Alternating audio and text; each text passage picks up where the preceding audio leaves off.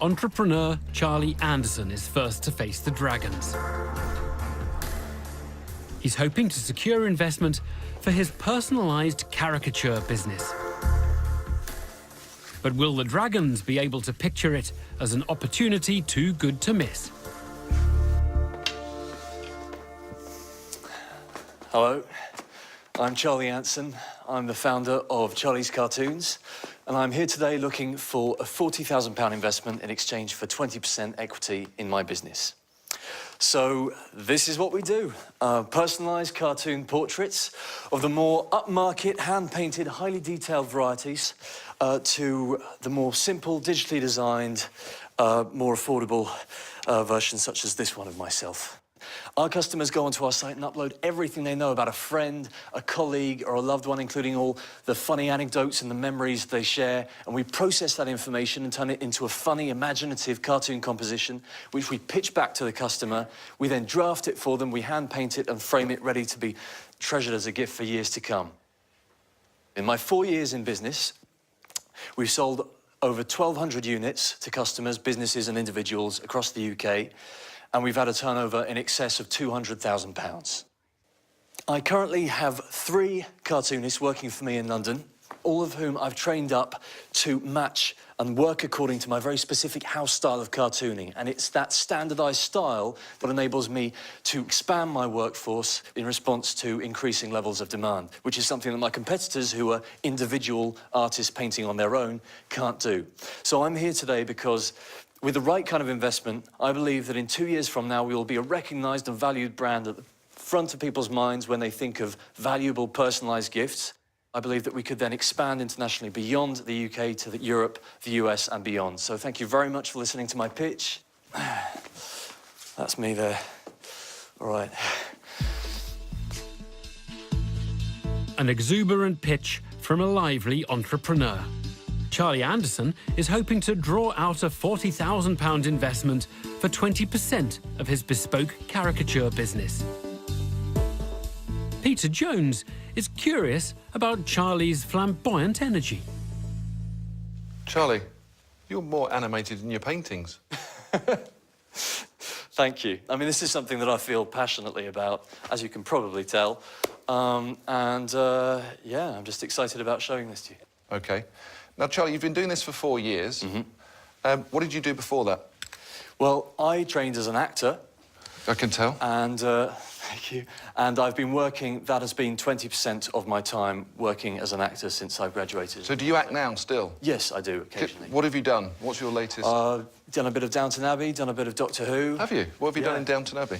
Season 3, I was in the first episode, playing a villain, a bad guy, who spiked a good guy's drink, and it ended terribly. OK. Let's get back to the real business, because that's why you're here.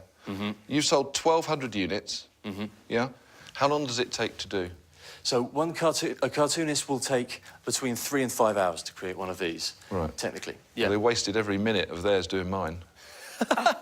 No, that's a very good likeness to you, Peter. That's exactly like you. Well, I mean, obviously... Do you think that is a fair reflection of me? Well, to be honest, yeah. I think... What do you guys think? We're all nodding here. We're all nodding, yeah. You're in a minority here, Peter. People here seem to think that it's good. Oh, and you're finding that funny, Charlie, are you? Well, yes. I think that... Can I talk a bit about your cartoon? I think you've got a lot of making up to do very quickly, haven't you? You've got Deborah. Yeah. Look, you know... That's like a photograph, isn't it? Well... That's like airbrushed into her life. I mean, I have to admit and then you get to Kelly, and you've got lovely, beautiful, rosy cheeks, and you... What do you think of Duncan? Well, Duncan looks like... Dracula. Do you think that's fair, Duncan? I need a closer look. Okay. Charlie's humorous caricatures have created a jovial mood in the den. Thank you very much. But with the fun over, Deborah Meaden wants to start filling in the business blanks. What's the difference between the caricature that's yours and these? This is obviously a different product. Yeah. So this product is digitally designed, and that's a lot quicker. But in my experience, there's less capacity for the level of personalisation and the added value that we get through personalisation and the hand-painted value as well that we get with this product. Charlie, what's you selling for? These will go for £140 each. So this is the one that I'm most proud of. This is the flagship product with the unique selling point of having the added imagination and humour. So it's And two how different does it products. split between the... So how do the at sales the moment, split? only 10% of sales are here. 90% of sales are for the more expensive, more upmarket, more personalised product. I currently believe that we are accessing a tenth of our potential market. And at the moment, I have a completely inadequate marketing platform, and that is my problem. 70% of my turnover is reliant on Google Ads, which are very expensive. The only way to make those cost-effective is to go very Charlie, niche. take a breath. Sorry, yeah. You'll find it easier if you stick to answering the questions that get asked. Otherwise, it just becomes a stream of Absolutely. consciousness. Absolutely. A punter with a passion for his product, but his scattergun approach is starting to rattle the cages of some of the dragons. Now, designer Kelly Hoppen is ready with her artistic opinion. I don't like caricatures. I've never really liked them. And actually, it's very expensive, because if you go down Bayswater Road, a caricature cartoon that is done by hand with pencil, done in front of you and slightly, you know, less perfect, actually, for me, is something that I would prefer. Right. It's done on the spot. You go up to Montmartre in Paris, they'll do it there very quickly, and it's like, oh, that was great. I don't see it as a big business. I think this is quite a niche market. I absolutely understand the reservations. I knew coming in here that everyone would be sceptical about a bespoke art house. But I do genuinely believe that it is scalable. I believe that under one art director, you can have 5 artists working, all of those artists turning out 7 cartoons a week. That's under one art director, a potential 35 cartoons a week. That yearly, that's £300,000 of So turnover. in 3 years, how much your revenue? So I've actually made my plan on a 1 and 2 year plan and then 5 years. So do you want me to work through 1, 2 and 5 or straight to 5? Because I believe the first 2 years will get us to maximum capacity Year for the 5, UK. because you do talk a lot. Sorry.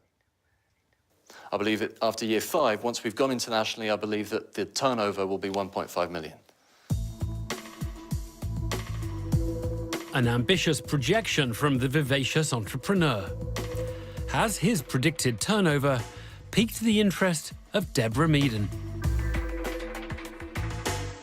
Whether I like it or not, whether it's something that I would buy is completely irrelevant. There is a market for caricatures.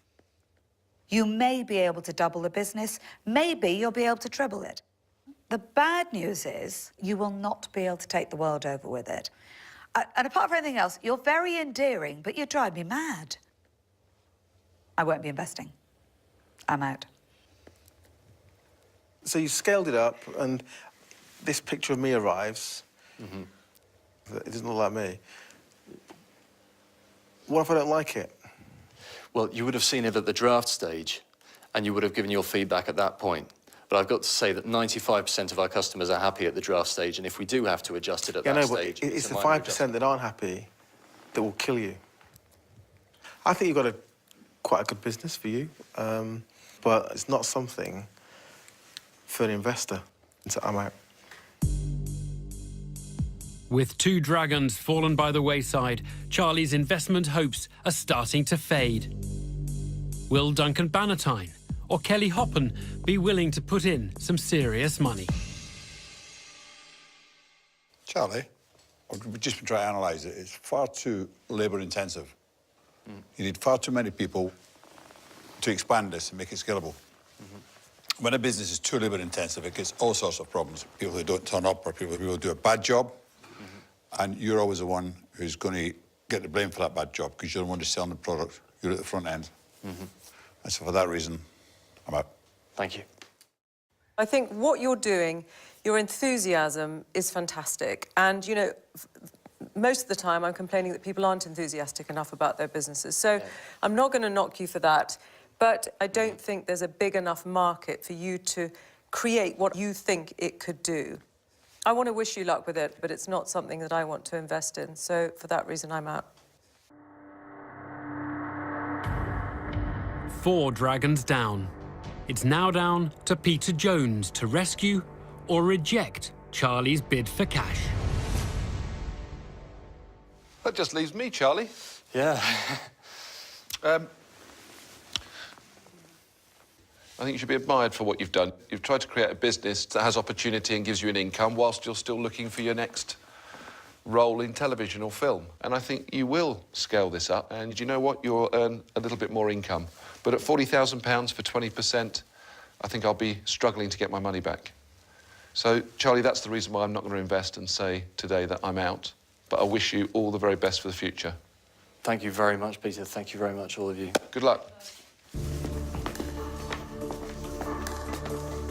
So the curtains come down on Charlie's pitch with no dragons prepared to risk their cash on his cartoons. You keep mine and I'll keep yours, Peter. All right. You can have mine, Doug, and I'll sign it for you.